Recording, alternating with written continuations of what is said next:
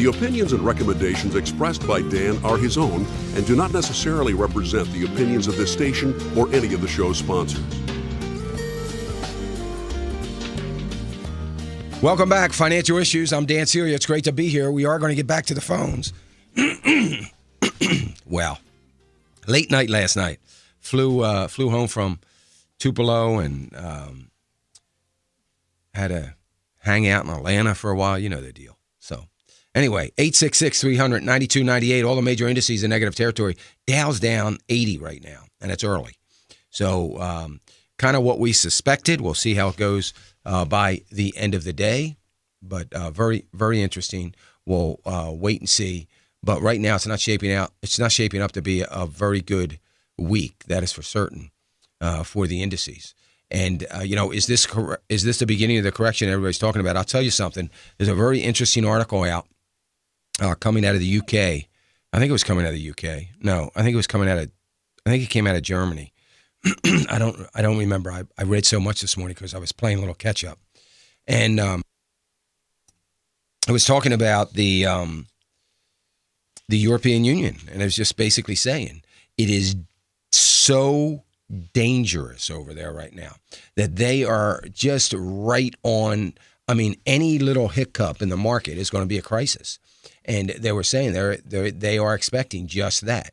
They're expecting that there is going to be a crisis, and there was a former finance minister from Germany basically saying that accusing everyone in the Eurozone, if this doesn't sound familiar, of turning the other way and not paying attention and buying into this thing that everything's okay. And he's basically saying it's not okay. We're in big trouble, and nobody's paying any attention to it.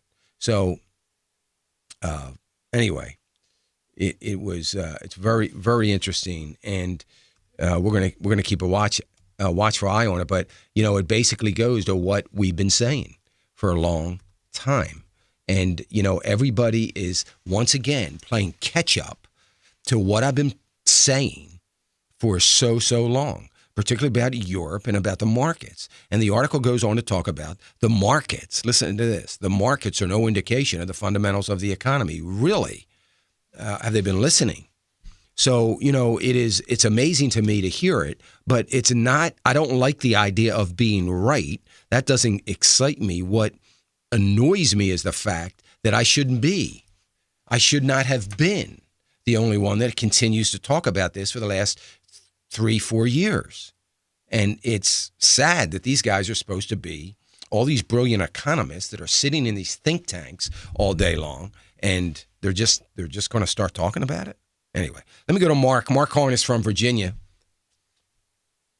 Oh, I'm sorry, Randy. I forgot about Randy. Randy was finished up. Go ahead, Randy. Yeah. Well, one question, Dan, and again, I appreciate you taking my call. Sure.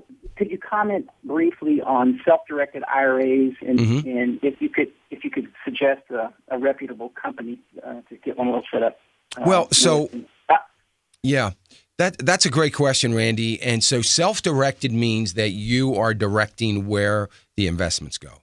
So if you're going to do that, I would suggest that you don't necessarily need an investment. You don't need to go to Schwab's Investment Services Group, because their fee that they would charge you is to direct. They're going to do the directing.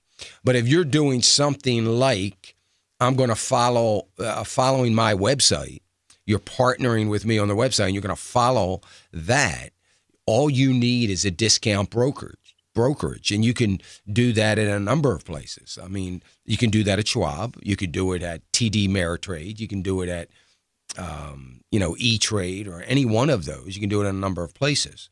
If you don't want to mess with that, if you don't want to mess with tracking with my website, my recommendations, then, and you would just want to stick with mutual funds, then you just set up an IRA account at Timothy Funds and use their guidance, look at their 12 mutual funds, and put some money roll over into a mutual fund diversification and forget about it, and just or just go into the conservative growth portfolio, which is basically made up of almost all their mutual funds. So you get a little bit of the Israel funds, you get a little bit of emerging markets, you get their growth and their value and all those kinds of things, and you just put it in there and you forget about it. So that's what it means to self-direct. So you're going to make those decisions. So if you're going to do that, so it doesn't make sense to go and pay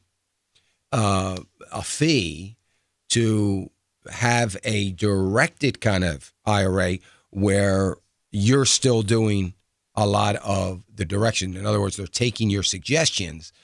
They don't mind doing that, but you're going to get a fee as if you weren't giving them anything. They were making the decisions. Does that make sense? Yes, it does. And how would that work with an investment, say like a real estate investment, like a rental house? Someone would go out and purchase that. Yeah. So it wouldn't work with that. It's not something you have to go to a company, and I'm not going to call that I'm not going to call them an investment firm, but you'd have to go with a kind of IRA that is going to allow you to use your money in your IRA and put real estate inside your IRA. And I don't ever talk about that because I never recommend it. But nevertheless, there's a lot of people out there that do it. And there's people that can help you establish that. But if you're doing rental income, real estate, you should always do that, in my opinion, outside the IRA. Okay. So I would rather see you withdraw money and bite the bullet and pay the tax on it, and use that to buy a piece of property. I'm with you. Okay. All right, Dan. Hey, I appreciate it. All right. Thank you, Randy. 866-300-9298. Let me go to Mark. Mark in Virginia. Hey, Mark. Good morning, Dan. How are you? Good. Quick question for you. Sure. I had purchased several months ago, one of your recommendations on your buy list was PBR. Yes. And I ended up buying into it, and then you, a couple months after that, put out an alert to sell it because of some changes that were happening in Brazil. Mm-hmm. I'm going to be a teachable moment here for other people. Did not see your alert for a while. Mm-hmm. And when I did, the price of it had dropped significantly from where I had purchased it. Mm-hmm. At that point, I decided to just hang on to it, and when the price got very low, I bought in again to lower my average cost. Okay. At this point, it's getting back close to what my average cost is. At this point, are you still saying it would be wise to sell it, or at this point, should I hang on to it? No, you should hang on to it. And you did a very smart thing. So that makes me feel good because you've been listening and know what you should be thinking about. So, no, I think you did a wise thing. I think that was a good move. And I would keep it. I don't know that I would be, it ticked up a little bit. They have. I'm waiting for. I was waiting for fourth quarter results. I'm waiting for first quarter results right now. But there's been some better news coming out. They have purchased a Texas oil refinery. That one of the oil refineries that has been run by a Brazilian company. So anyway, there's a little bit of information out on that, and I'm just waiting to see how all the legalities of all that shakes out, where they are. But most importantly, just the reserves, what the government of Brazil is considering and doing with the reserves. They still are. They're a $51 billion company. I mean, they're a very large company. They've just been flatlined for a while. I am still slightly afraid of some corruption kinds of issues that could come out. If that happens, it's going to tank. It's going to tank the stock a little bit further. At that point for you, it would probably be another buying opportunity, and it would probably hit my buy list unless it looked like there was going to be some sort of bankruptcy issue, which is extremely unlikely. So I wouldn't be buying anymore right now, but I would definitely be hanging on to what you have until we see what happens sometime the end of this month. Okay. Along those lines, could you also talk just a little bit? I'm kind of new as a partner with you, and talk about when you have purchased stocks and selling them off at a loss. If that becomes a case, like for example, this would have been, if I had seen your alert right away and sold it, it would have been a significant loss from what I had purchased it at. So that's one of the things. Just not used to selling things at losses. So talk maybe a little bit about that. So here's the thing. The only time I'm looking to sell, even at a loss, is if there is an issue that could create further loss. That not because I'm worried about further loss, but because I'm worried about that further loss may take 5 years to make back up. And at that point, at some point, it becomes more beneficial to sell what you have and move what you have from that sale into something else that is going to help you recover sooner.